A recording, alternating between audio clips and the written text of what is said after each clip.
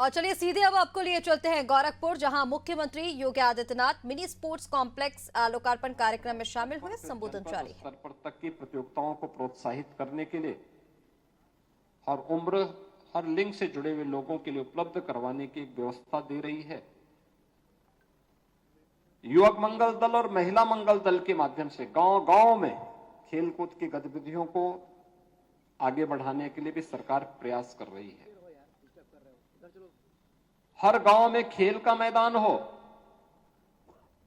विकास खंड स्तर पर मिनी स्टेडियम हो और जनपद स्तर पर अच्छा स्टेडियम बने, इसके लिए भी सरकार पैसा उपलब्ध करा रही है, जमीन भी उपलब्ध करा रही है। गोरखपुर में हम लोग एक इंटरनेशनल स्टेडियम का निर्माण भी करने जा रहे हैं। यानी ये सभी कुछ है। और मैं भी देख के आया, यहां की शूटिंग रेंज बहुत अच्छी शूटिंग रेंज है। अभी तक गोरखपुर में शूटिंग रेंज नहीं थी। यहां का जो युवा उस क्षेत्र में कार्य करने का इच्छुक था, प्रशिक्षण लेने का इच्छुक था, उन सबको यहां से बाहर जाना होता था। कोई पटना जाता था, कोई दिल्ली जाता था, कोई लखनऊ जाता। लखनऊ में भी उस प्रकार की सुविधा पहले नहीं थी।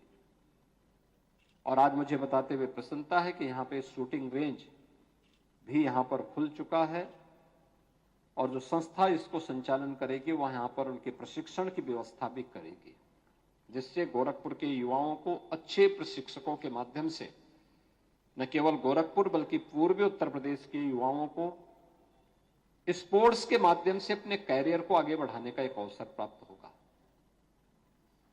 आज स्पोर्ट्स अपने आप में एक बेहतरीन कैरियर का एक माध्यम है।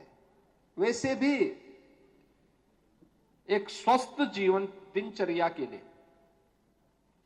खेल और खेलकूद की गतिविधियों को आगे बढ़ाने की आवश्यकता है। आपने देखा होगा कोरोना महामारी के दौरान कोरोना की चपेट में वे लोग ज्यादा आ पाए, या तो कोई बीमार रहा होगा, या बुजुर्ग है, या फिर जो आराम तलब ज्यादा रहते हैं, वे लोग ज्यादा उसकी चपेट में आए। अन्यथा जो मजदूरी करने वाले लोग थे, मेहनत कश लोग थे, कोरोना उनका कुछ नहीं बिगाड़ पाया। तो याद रखना, स्वस्थ जीवन दिनचर्या के लिए, स्वस्थ जीवन के लिए परिश्रम अत्यंत आवश्यक है। मेहनत, खेलकूद उसमें एक माध्यम भी बनता है। कुछ न कुछ खेलकूद की गतिविधियों में हम सब जुड़े हैं और खेलकूद की गतिविधियों के साथ जुड़े। आप योगासन कर सकते हैं, प्राणायाम कर सकते हैं, मॉर्निंग वॉक में आ सकते हैं, बैडमिंटन है, टेबल टेनिस है, वॉलीबॉल है, कुश्ती है, जिम है, या फिर अन्य ऐसी गतिविधियों को। आज आपने देखा होगा मेजर ध्यानचंद खेल रत्न पुरस्कार 4 खिलाड़ियों को प्राप्त हुआ है, 4 बड़े खिलाड़ियों को। और अर्जुन पुरस्कार एक ऐसे खिलाड़ी को प्राप्त हुआ है, ऐसे खिलाड़ियों को प्राप्त हुआ, उनमें से एक ऐसे भी हैं जो पैरा ओलंपिक है। उन्हें 1970 के दशक में मेडल मिला था और तब से लोग भूल गए थे। प्रधानमंत्री मोदी जी ने याद किया, आज उन्हें अर्जुन पुरस्कार प्राप्त हुआ है।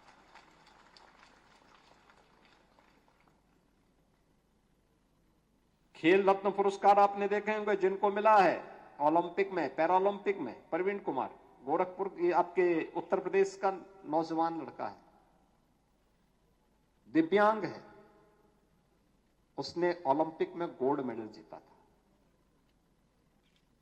एकल गेम में ओलंपिक में गोल्ड मेडल जीतने वाले खिलाड़ी को हम लोग 6 करोड़ रुपए की राशि नगद भी देते हैं। सिल्वर मेडल प्राप्त करने वाले को 4 करोड़ रुपया देते हैं राज्य सरकार की तरफ से। कांस्य पदक जीतने वाले को 2 करोड़ रुपए देते हैं।